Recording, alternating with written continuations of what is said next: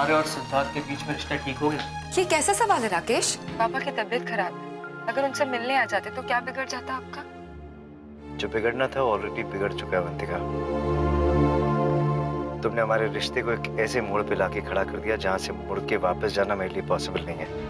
अब हमें उसके सारे नखरे सहने होंगे? नहीं मम्मा, आज नहीं तो कल अवंतिका तो चली जाएगी ना, लेकिन हमें उससे नहीं उसके बच्चे से मतलब है।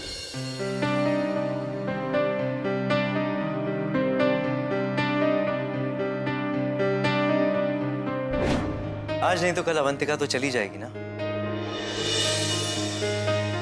लेकिन हमें उससे नहीं उसके बच्चे से मतलब है। इसलिए जब तक वो यहां है मम्मा, वो हमारी जिम्मेदारी है। हमें ध्यान रखना होगा कि उसे किसी तरह की कोई तकलीफ नहीं हो। और इसलिए नहीं कि हमने उसे माफ कर दिया या हमने उसकी गलतियां भुला दी, बल्कि इसलिए कि इस वक्त वो इंपॉर्टेंट नहीं है, हमारा आने वाला बच्चा इंपॉर्टेंट है। और हमें जो भी करना है हमारे आने वाले बच्चे के लिए करना है।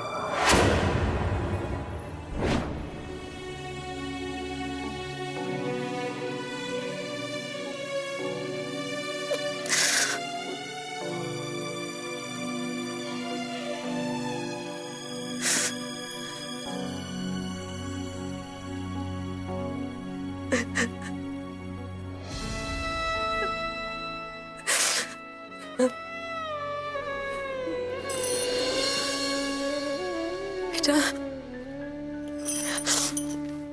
मुझे नहीं पता हम दोनों के इस घर में और कितने दिन बचे हैं। मुझे लगा था कि अब मेरे और इस परिवार के बीच में एक पुल बनेगी। आपके आने से सारी दुश्मनी खत्म हो जाएगी, सारे गिले शिकवे दूर हो जाएंगे।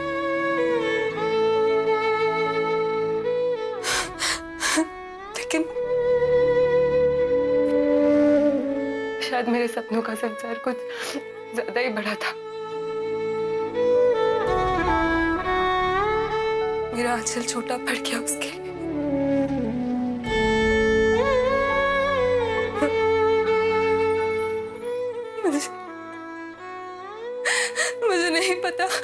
मुझे नहीं पता कि आपके पापा मेरा साथ देंगे या नहीं। मुझे नहीं पता। मुझे नहीं पता कि आप अपने पापा की उंगली पकड़कर चल पाओगे या नहीं। उनके पीठ को घोड़ा बनाकर उस पर सवारी कर पाओगे या नहीं। मुझे नहीं पता। मुझे नहीं पता।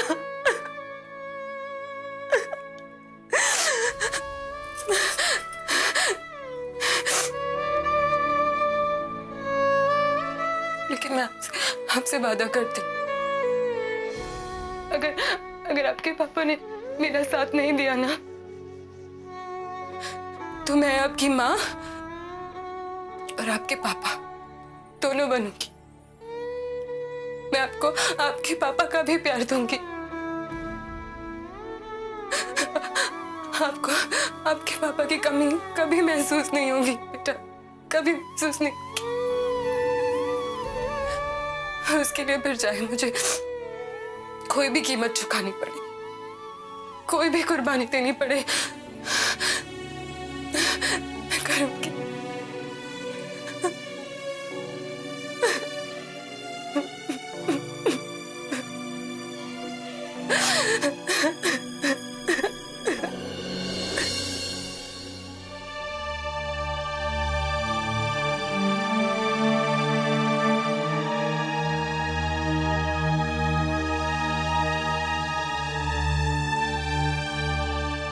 टहलने का मूड हो रहा शारदा देवी का, पार्क में चले?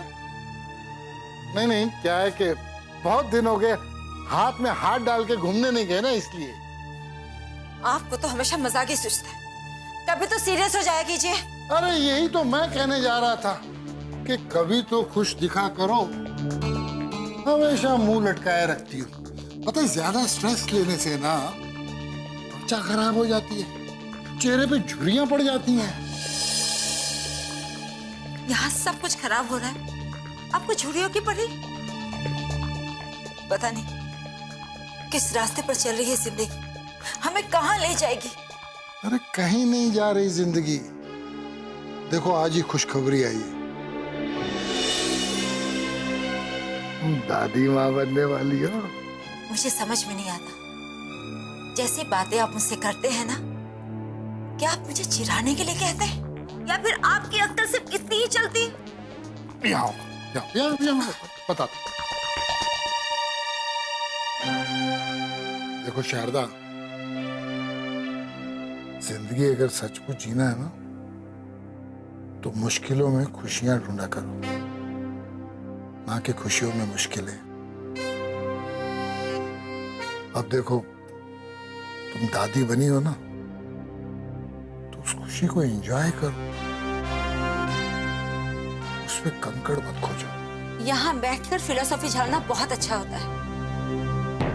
ये घर मुझे संभालना पड़ता है, 100 बातें मुझे सोचनी पड़ती है, और गृहस्थी का अच्छा बुरा एक औरतों के हाथ में होता है, मर्दों के नहीं। अगर कोई प्रॉब्लम है ना तो बात करने से हल होगी, मन ही मन घुटने से नहीं। इसलिए जो कुछ कहना चाहती हो खुल के कहो। आपको तो पता है ना, एक तरफ बहू जो इस परिवार की इज्जत को बाहर उछाले, और दूसरी तरफ वो बच्चा जो हमारा होने वाला वारिस है, हमारा अपना खून। लेकिन दोनों एक ही शरीर में है। मैं करूं तो क्या करूं? इसीलिए तो कहता हूं कि आज से बहू का ख्याल रखना शुरू कर दो, क्योंकि अगर बच्चे का ख्याल रखना है तो बहू का ख्याल रखना बहुत जरूरी है। कहना आसान है, लेकिन जब भी मुझे याद आता है कि बहू ने हमारे साथ, हमारे परिवार के साथ क्या किया है, तो मेरे तन बदन में आग लग जाती है। उसके लिए नफरत बढ़ जाती है मेरी। लेकिन जब भी मैं सिद्धार्थ के बच्चे के लिए सोचती हूँ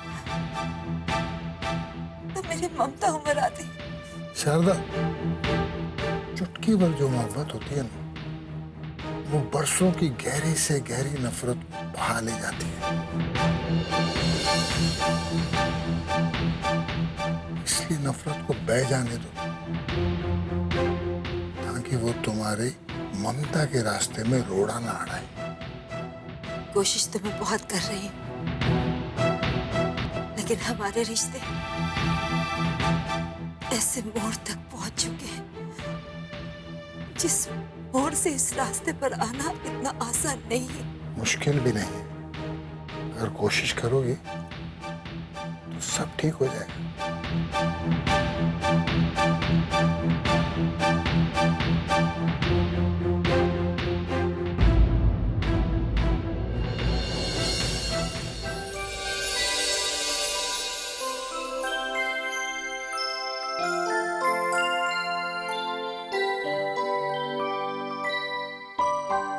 ये सब क्या कर रहे हैं आप लोग?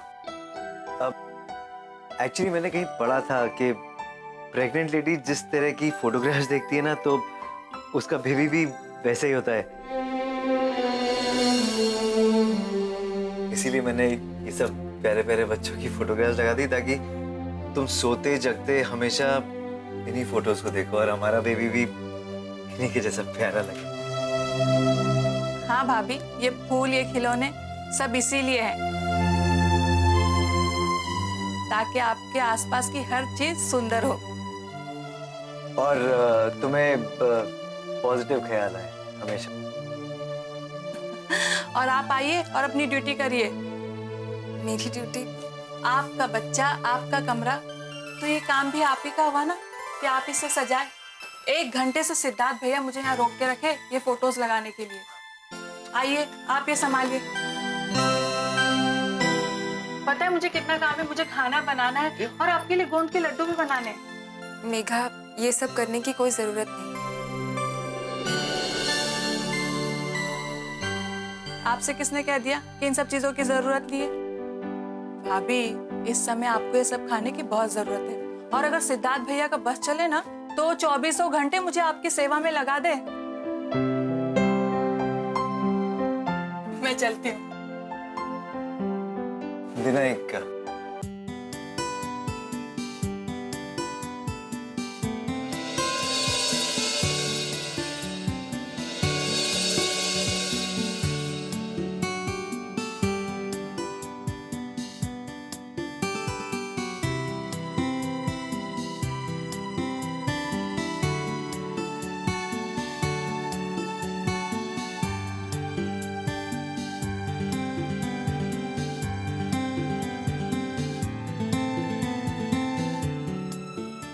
Thank you so much Siddharth.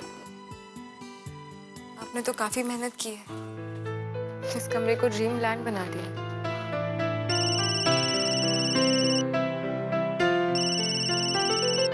Hello, हाँ प्रिया, मीटिंग कंफर्म हो गई है। 4 बजे है, अभी तो 3 बज रहे हैं। अच्छा ठीक है, मैं आती हूँ।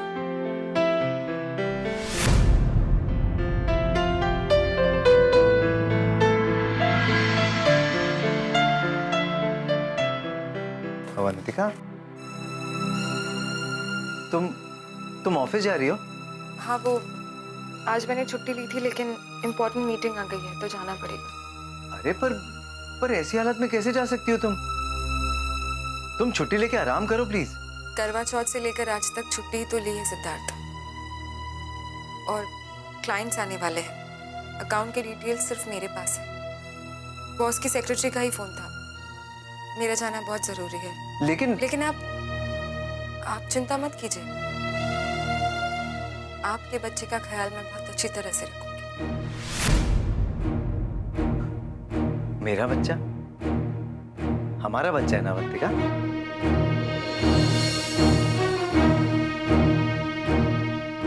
मैंने ये नहीं कहा सिद्धार्थ कि ये मेरा बच्चा नहीं है,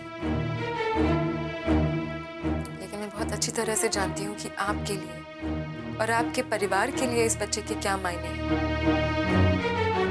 आप बिल्कुल निश्चिंत रहिए, आपके बच्चे को कोई परेशानी नहीं होगी सिद्धार्थ।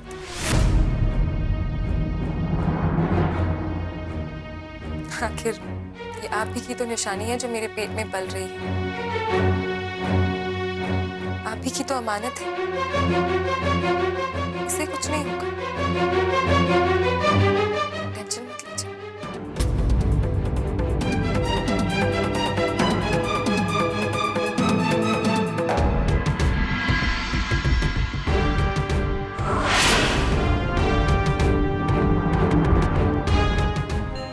मम्मी, अंजलि,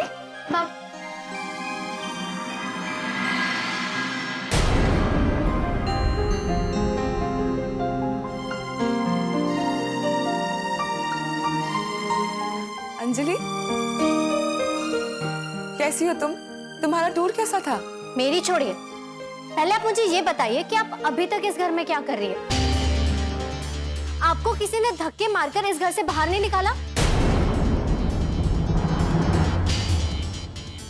कैसी बातें कर रही हो तुम? तुम्हें किसी ने भड़काया है? हाँ, भड़काया है। आप ही ने भड़काया, अपनी बातों से, अपनी इस हरकतों से। इस घर में ना आप जैसे लोगों के लिए कोई जगह नहीं। पता नहीं आप अभी तक अंजलि,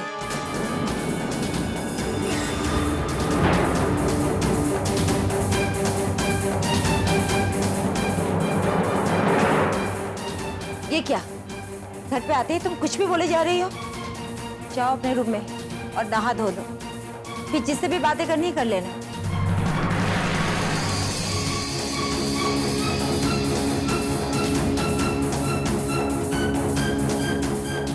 मम्मी आप बहस मत करो, थक गई होगी। जाओ जाकर पहले फ्रेश हो जाओ। देखो बेटा, घर में, परिवार में ऐसी बहुत सारी बातें होती हैं जिस पर डिस्कशन नहीं करना चाहिए, उनको सिर्फ समझना चाहिए। और तुम खामोखा छोटी सी बात को लेकर परेशान हो रही हो और दीदी को भी परेशान कर रही हो। छोड़ो इन सब बातों को, जाओ खाओ पियो मस्त रहो। ये जरा सी बात है, उसने हमारे परिवार के साथ कितना कुछ बुरा करने की कोशिश की है, और मम्मी अब उसकी वजह से मुझे डांट रही हैं।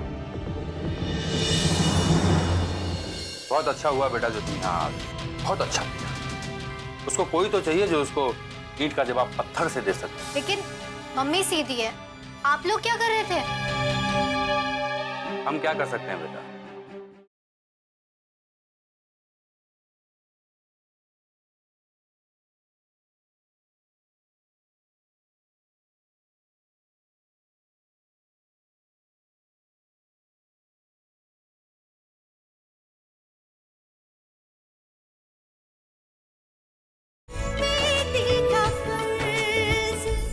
माना कि घर में कुछ बातें गुप्त होती है, लेकिन मैं इस घर की बेटी हूँ।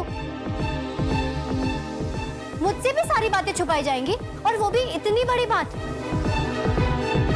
मम्मी, आप कुछ बोल क्यों नहीं रही हो? क्या चल रहा है ये सब? देखो अंजलि, कोर्ट से ऑर्डर आई है कि 6 महीने वो इसी घर में रहेगी। मुझे पता है, लेकिन इसका ये मतलब तो नहीं है ना कि उसे सर पर चढ़ाकर रखा जाए, डाल देते घर के किसी कोने में। तुम जो कह रही हो हमने भी वही सोचा था। हमने सोचा था अगर उसे इस तरह इस घर में रहना पड़ेगा तो 6 महीने के अंदर वो इस घर से भाग जाएगी, लेकिन किस्मत को कुछ और ही मंजूर था। अब इन सब के बीच में किस्मत कहाँ से आ गई? अंजलि, अवंतिका प्रेग्नेंट है। प्रेग्नेंट? अगर प्रेग्नेंट भी है तो क्या हुआ? क्या हुआ का क्या मतलब? उसकी कोख में इस घर का चिराग है, उसका ख्याल रखना जरूरी है। कोई जरूरी नहीं है। अगर वो माँ बनने वाली है तो क्या हुआ? इससे उसका गुनाह तो कम नहीं हो जाता ना? बिल्कुल नहीं। गुनाह कम हो या ना कम हो, लेकिन अब हम कुछ नहीं कर सकते। क्यों नहीं हो सकता? कर सकते हैं हम। मैं तो कहती हूँ कि उसे ऐसा सबक सिखाइए कि सभी दुष्ट लड़कियों को इससे शिक्षा मिले। देखो बिटिया, जिंदगी में कुछ ऐसे मौके भी आते हैं जब इंसान मजबूर हो जाता है। अब यूं समझ लो कि हम सबके जीवन में ऐसा ही समय चल रहा है। अवंतिका की कोख में जो बच्चा पल रहा है वो इस घर का उत्तराधिकारी है, और किसी भी कीमत पर हमें उसकी देखभाल करनी है। तुम समझी मेरी बात? देखो मैं तुमको बताता हूँ, तुम लड़की हो बेटा, लड़की हमेशा पराया धन होती है। तुम्हारी शादी होगी, तुम इस घर से चली जाओगी, लेकिन सिद्धार्थ इस घर का उत्तराधिकारी है। उसके बाद उसके बच्चे होंगे, उसके बेटे, उसकी बेटियां। इसलिए अवंतिका की कोख में जो बच्चा पल रहा है उसकी देखभाल करना हम सबकी जिम्मेदारी है। समझ गई हूँ मैं। मतलब इस घर में मुझसे ज्यादा सम्मान उस नागिन को मिलेगा।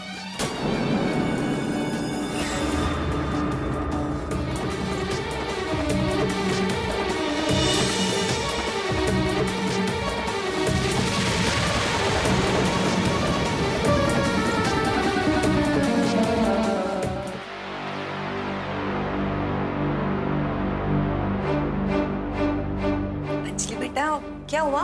बहुत गुस्से में लग रही हो। गुस्सा ना करो तो क्या करूं? मम्मी इतनी जल्दी कैसे भूल सकती है कि उस लड़की ने हमारे साथ क्या किया है? अब ये बात कोई कैसे भूल सकता है बेटा, लेकिन वो बच्चा। क्या बच्चा?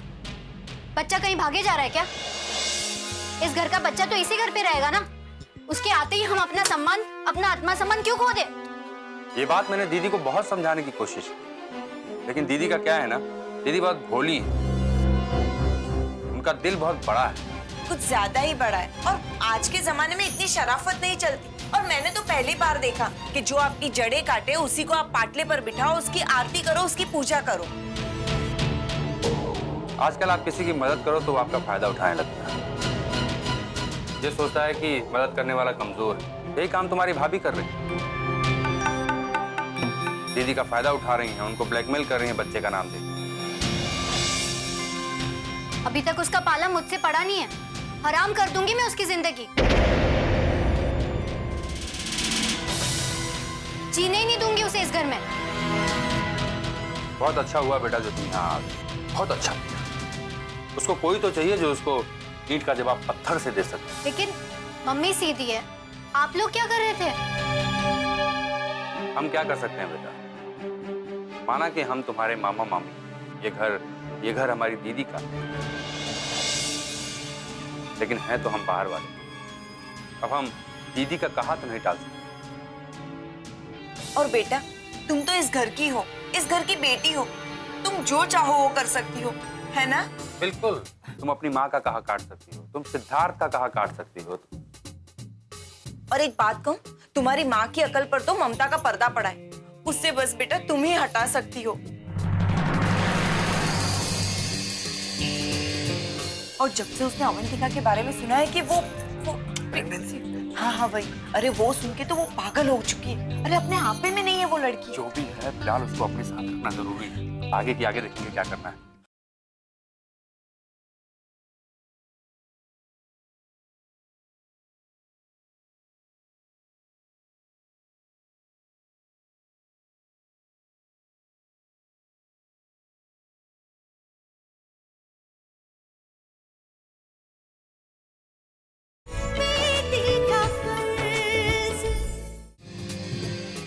हटा सकती हूँ? नहीं, मैं हटा कर रहूंगी। वैसे तो बेटा हम लोग पराये हैं। कैसे बात कर रहे हो आप लोग? आप लोग पराया कैसे हो सकते हो? हमें पता है बेटा तुम हमसे कितना प्यार करती हो। बल्कि तुमको एक बात बोलूं, मेरे और केतकी की तो कोई औलाद नहीं। मैं और केतकी जब भी तुमको देखते हैं तो ऐसा लगता है कि तुम हमारी बेटी हो।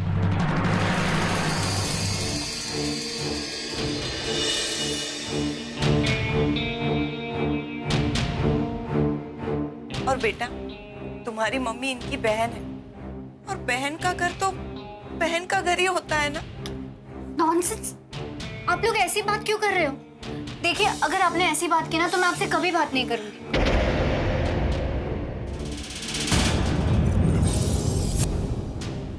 नहीं नहीं बेटा, ऐसा मत बोलो। देखो तुम होशियार हो, आज के जमाने की लड़की हो, दुनिया से लोहा ले सकती हो। तुम्हें कभी भी हमारी मदद की जरूरत पड़े तो बेझिझक हमसे कह देना, शर्माना मत, ठीक है? चलिए हम चलते हैं। अपना ख्याल रखना।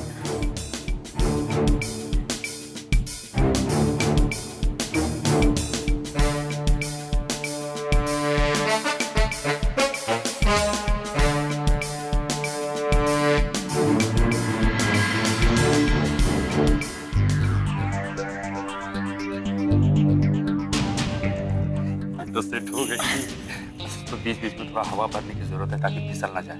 और वो जो 1.5 साल की बिल्लिया है उस पर नजर रखना बहुत जरूरी। पागल है वो। हाँ सच में। और जब से उसने अवंतिका के बारे में सुना है कि वो प्रेगनेंसी, हाँ वही, अरे वो सुन के तो वो पागल हो चुकी है। अरे अपने आप में नहीं है वो लड़की। जो भी है फिलहाल उसको अपने साथ रखना जरूरी है। आगे की आगे देखेंगे क्या करना है। फिलहाल उस पर नजर रखो। ठीक है, मैं जाकर देखती हूँ।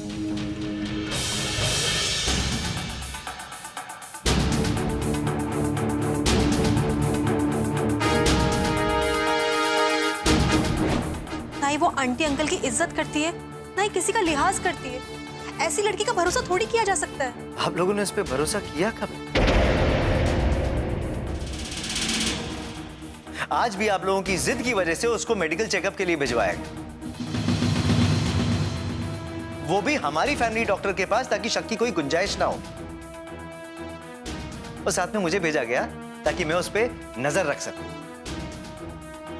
इतना सब होने के बावजूद फिर ये सारी बातें होती, अच्छा लगता है क्या?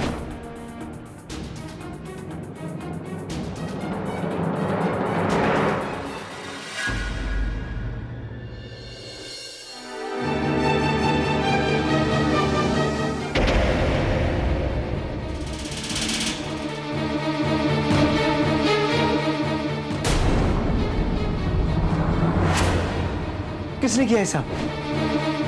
पता नहीं सिद्धार्थ, मैं तो अभी आई और देखा तो ये सब। बहुत गलत किया, हद होती है किसी बात की। ये कोई तरीका है? सिद्धार्थ, सिद्धार्थ